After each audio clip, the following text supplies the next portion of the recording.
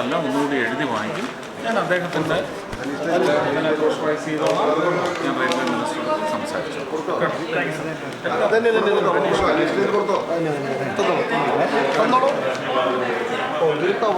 ഈ എവരുടെ ആ ലിസ്റ്റ് ഒന്ന് വാങ്ങിച്ചിട്ട് നിർത്തലാക്കിയ സ്റ്റോപ്പ് മാത്രം ഒന്ന് മാർക്കർ വെച്ച് മാർക്ക് ചെയ്തുകൊണ്ട് ചേട്ടാ പാസഞ്ചേഴ്സ് അസോസിയേഷൻ്റെ അയ്യോ എല്ലാം വന്നിട്ട് ചേട്ടാ അതിൻ്റെ നിർത്തിലാക്കിയ ട്രെയിനിൻ്റെ ലിസ്റ്റ് എന്തെങ്കിലും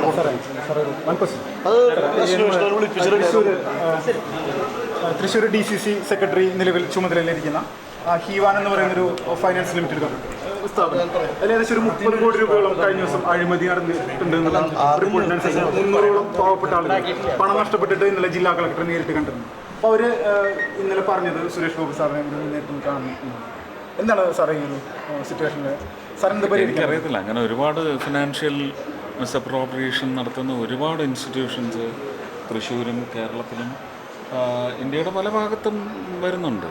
ഇതിനകത്ത് ഈ വഹിക്കപ്പെടുന്ന ജനത ഒരു അസംഭവത്തിൽ നിന്നും പാഠം പഠിക്കുന്നില്ലല്ലോ എന്നുള്ളതാണ് ഏറ്റവും വലിയ.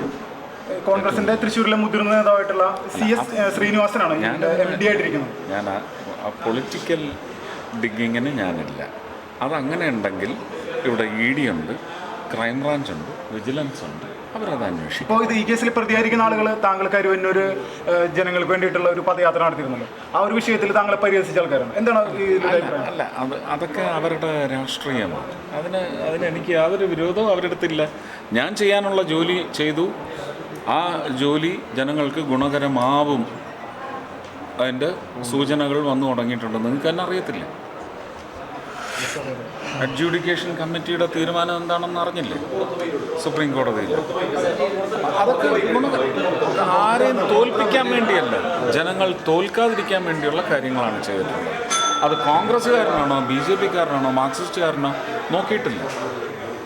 അങ്ങനല്ല ചെയ്യുന്നത്. ഒരു ക്രൈം നടന്നു, അതിനകത്ത് ജനങ്ങൾ ദ്രോഹിക്കപ്പെടാൻ പാടില്ല എന്ന് പറയുന്ന ഒരു നോട്ടം മാത്രമേ ഉള്ളൂ. കരുവന്നൂർ എന്ന് പറയുന്നത് പെട്ടെന്ന് എടുത്തിയാടി വന്നതല്ല. അതിനൊരു വർഷം മുമ്പ് ഞാൻ വന്നതല്ലേ. അന്ന് ഞാൻ എന്നെക്കൊണ്ട് ചെയ്യാവുന്ന കാര്യങ്ങൾ ഞാൻ ചെയ്തതല്ലേ. അപ്പോൾ അതുപോലെ വരട്ടെ, നമുക്ക് നോക്കാം. പക്ഷെ അത് കോൺഗ്രസിനെ ഉപദ്രവിക്കാനോ BJPയെ ഉപദ്രവിക്കാനോ അല്ലെങ്കിൽ മാർക്സിസ്റ്റുകാരെ അങ്ങനല്ല. അങ്ങനെ അതിനെ നിങ്ങൾ കാണരുത്. കോൺഗ്രസ്സുകാരൻ അങ്ങനെ പറഞ്ഞു. ഭിക്ഷ യാചിച്ചിട്ട് പണം സ്വരൂപിച്ചൊരു ഒരാളുണ്ട്. ഭിക്ഷ യാചിച്ചിട്ട് അദ്ദേഹത്തിന്റെ 1 ലക്ഷം രൂപയാണ് തട്ടിയെടുത്തിരിക്കുന്നത്.